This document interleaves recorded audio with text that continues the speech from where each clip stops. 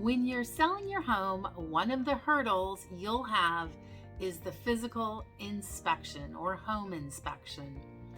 A lot of times sellers have questions about what to expect from it and what to expect after.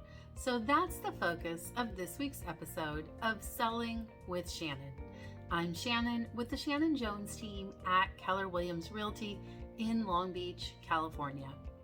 So when you sell your home, the standard purchase agreement has three main contingencies or conditions. One of them is inspection, and most buyers will hire a professional physical inspector to go out and do a thorough review of the home. The inspector will typically climb on the roof, in the attic, go under the house. They'll check the electrical, the plumbing, the foundation.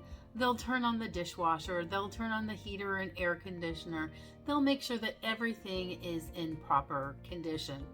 You can expect that process to take probably 2 to 3 hours, depending on the size of the home and the speed of the inspector. The buyer and the buyer's agent are typically there at the home inspection, and the seller is usually not there.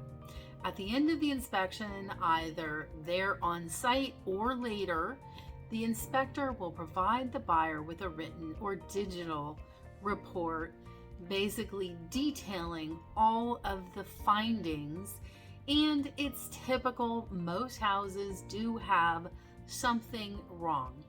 But what the buyer's trying to verify is whether or not there's anything that creates a significant concern for them. Buyers can have other inspectors as well, so a roof inspection, a foundation inspection, or pretty common, a sewer line inspection.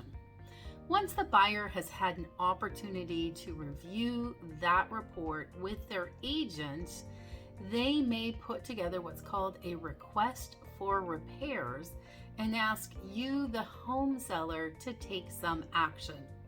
That might be to repair items, or it might be to provide them with a credit in lieu of repairing those items.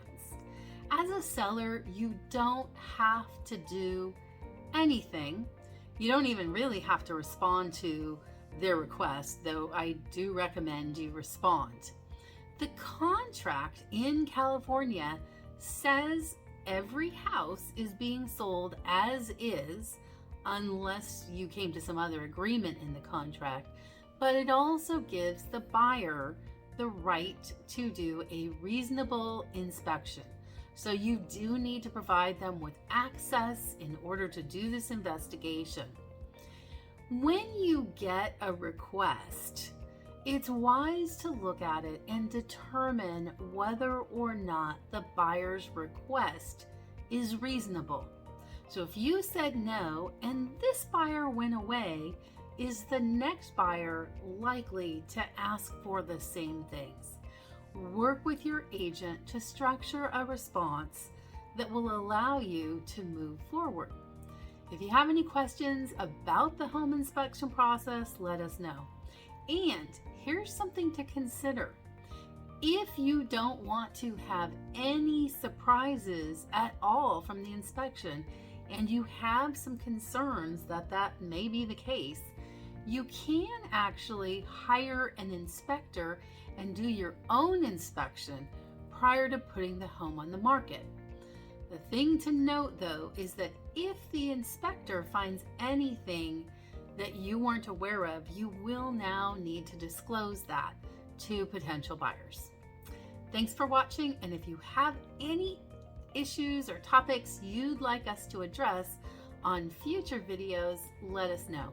If you found this information helpful, be sure to check out the other videos in our Selling with Shannon series and consider subscribing to us on YouTube.